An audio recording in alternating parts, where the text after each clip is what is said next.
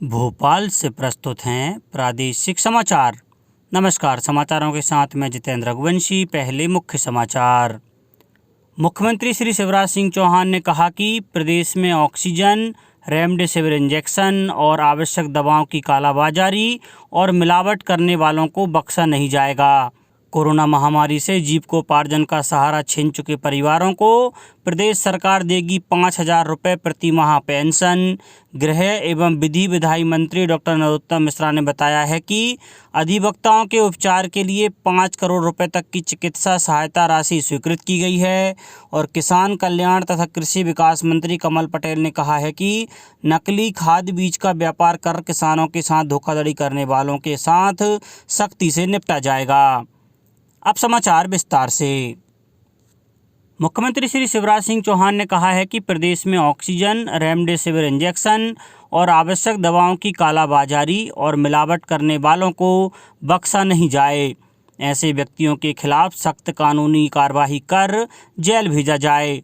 मुख्यमंत्री श्री चौहान के निर्देशानुसार जिला एवं पुलिस प्रशासन द्वारा रेमडेसिविर इंजेक्शन की कालाबाजारी के प्रकरणों में अब तक 75 व्यक्तियों के खिलाफ NSA की कार्रवाई कर जेल भेजा गया है।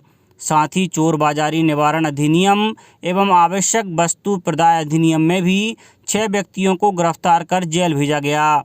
गृह विभाग से प्राप्त रिपोर्ट के अनुसार रेमडेसिविर इंजेक्शन की कालाबाजारी के NSA रासुका प्रकरणों में इंदौर के 9, उज्जैन के 9, ग्वालियर के 4, जबलपुर के 4, शहडोल के 4, भोपाल के 2, धार के 2, मंदसौर के 1, छिंदवाड़ा के 1 और रतलाम जिले के 1 प्रकरणों में इस प्रकार कुल 37 प्रकरण गृह विभाग ने कन्फर्म किए।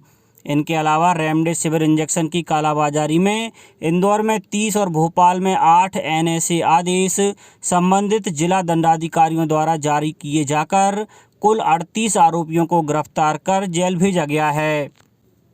प्रदेश में अब तक 5,93,752 मरीज कोरोना को मात देकर अपने घर पहुंच चुके हैं। इनमें 10,157 मरीज कल स्वस्थ हुए। अब कोरोना के सक्रिय प्रकरण 1,08,116 हो गए हैं। वहीं बीते 24 घंटों में राज्य में कोरोना के 8,419 नए मामले सामने आए हैं। भोपाल में 1,196, इंदौर में 1,577, ग्वालियर में 548, जबलपुर में 470 नए संक्रमित मिले हैं। विदिशा में 155 मरीज ठीक हुए। वहीं जिले में 98 नए केस मिले। उज्जैन में 276 नए मामले सामने आए जबकि 224 मरीज स्वस्थ हुए। झाबुआ में 20, खंडवा में 16, टीकमगढ़ में 79, अनूपपुर में 116, सीधी में 132, शाजापुर में 57 और मंदसौर में 131 नए संक्रमित मिले हैं। मुख्यमंत्री श्री शिवराज सिंह चौहान ने कहा है कि कोरोना महामारी से अनेक परिवारों में कोई भी कमाने वाला और पालन पोषण करने वाला सदस्य जीवित नहीं बचा है। ऐसे परिवारों के सामने जीवन यापन का संकट पैदा हो गया है। बच्चों के पिता एवं अभिभावक और बुजुर्गों के बुढ़ापे की लाठी, उनके युवा बेटे तथा परिवार के कमाने वाले सदस्य अब इस दुनिया में नहीं हैं। जीविकोपार्जन का सहारा छिन चुके ऐसे परिवारों को प्रदेश सरकार द्वारा 5,000 रुपये प्रति माह पेंशन दी जाएगी। मुख्यमंत्री श्री चौहान ने कहा, अनाथ बच्चों, बुजुर्गों और परिवारों को जीवन यापन में कोई परेशानी नहीं होने दी जाएगी। प्रदेश सरकार पूरा ध्यान रखेगी। अनाथ बच्चों की शिक्षा का निःशुल्क प्रबंध किया जाएगा जिससे वे अपनी पढ़ाई बिना बाधा जारी रख सकें। अनाथ बच्चों, बुजुर्गों और परिवारों को पात्रता नहीं होने के बाद भी निःशुल्क राशन दिया जाएगा। उनके भोजन की समस्या का समाधान होगा। मुख्यमंत्री श्री चौहान ने कहा कि अनाथ बच्चों और बुजुर्गों के परिवार और अनाथ हुए परिवार का कोई सदस्य यदि काम धंधा करना चाहता है तो उसको प्रदेश सरकार की गारंटी पर बिना ब्याज का ऋण उपलब्ध कराया जाएगा। ऐसे दुखी परिवार जिनका कोई सहारा नहीं है, उनका सहारा प्रदेश की सरकार है। अनाथ बच्चे हमारे प्रदेश के बच्चे हैं। इनकी देखभाल प्रदेश करेगा, प्रदेश सरकार करेगी। राज्य सरकार किसी भी बच्चे को बेसहारा नहीं छोड़ सकती है। आयुक्त निःशक्तजन कल्याण श्री संदीप रजक ने प्रदेश के दिव्यांगजनों के कोविड वैक्सीनेशन के लिए मोबाइल टीकाकरण केंद्र और ऑनलाइन वैक्सीनेशन रजिस्ट्रेशन के बजाय केंद्र पर ही तुरंत पंजीयन की सुविधा की मांग की है।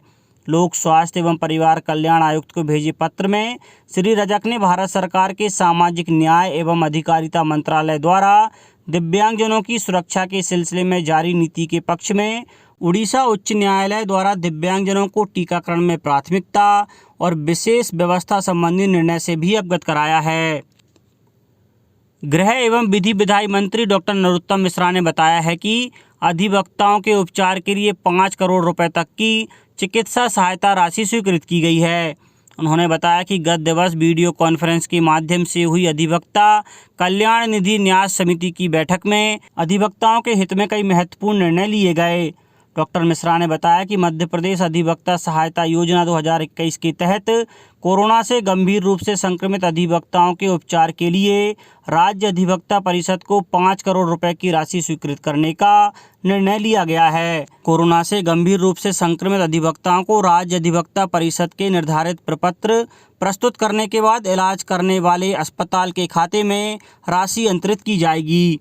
उन्होंने बताया कि कोरोना के अतिरिक्त अन्य गंभीर बीमारियों से ग्रसित अधिवक्ताओं के उपचार के लिए भी 1 करोड़ रुपए की राशि स्वीकृत की गई है।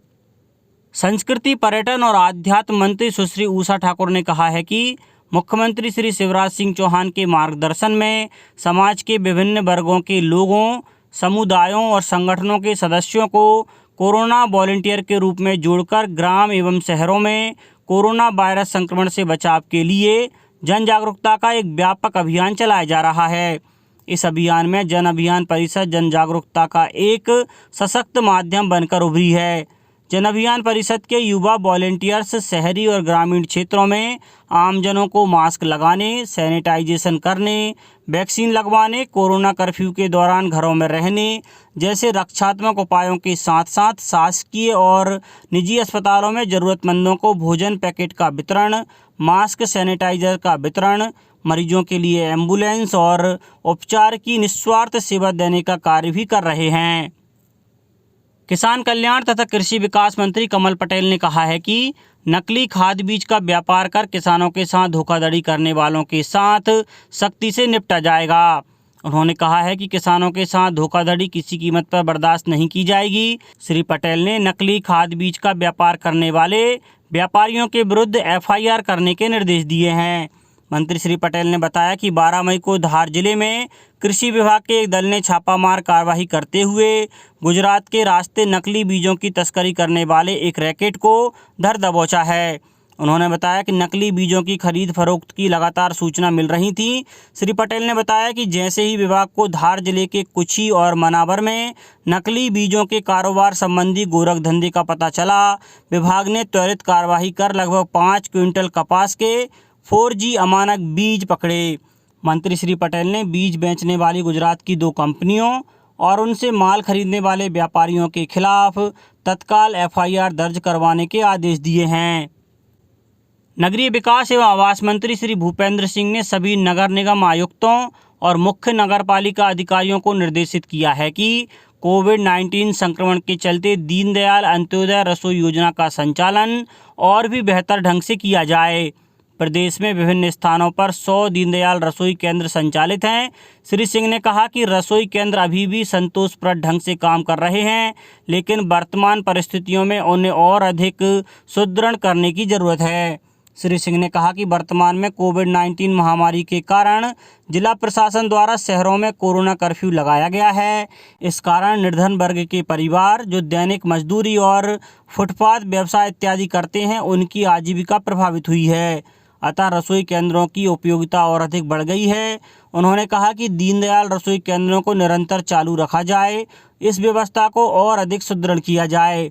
ऐसे निर्धन परिवार जिन्हें भोजन की व्यवस्था करने में कठिनाई हो, उनको जिला स्तरीय समिति द्वारा निर्धारित सस्ती दरों पर भोजन उपलब्ध कराने की व्यवस्था की जाए। वर्तमान परिस्थिति में निकाय पके हुए भोजन के पैकेट के साथ साथ सूखे राशन के पैकेट भी उपलब्ध कराने पर विचार कर सकते हैं। अब कुछ समाचार संक्षेप में। राज्यपाल श्रीमती आनंदीबेन पटेल और मुख्यमंत्री श्री शिवराज सिंह चौहान ने प्रदेशवासियों को ईद उल फितर की बधाई और शुभकामनाएं दी हैं।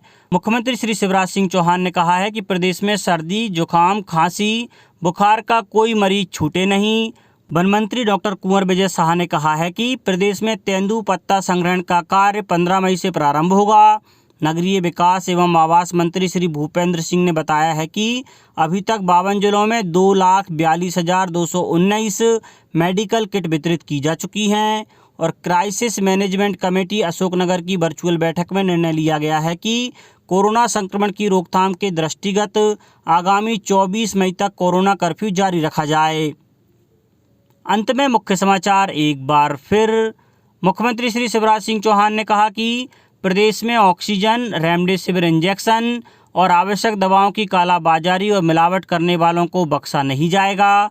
कोरोना महामारी से जीविकोपार्जन का सहारा छिन चुके परिवारों को प्रदेश सरकार देगी 5,000 रुपये प्रति माह पेंशन। गृह एवं विधि विधायी मंत्री डॉक्टर नरोत्तम मिश्रा ने बताया है कि अधिवक्ताओं के उपचार के लिए 5 करोड़ रुपए तक की चिकित्सा सहायता राशि स्वीकृत की गई है।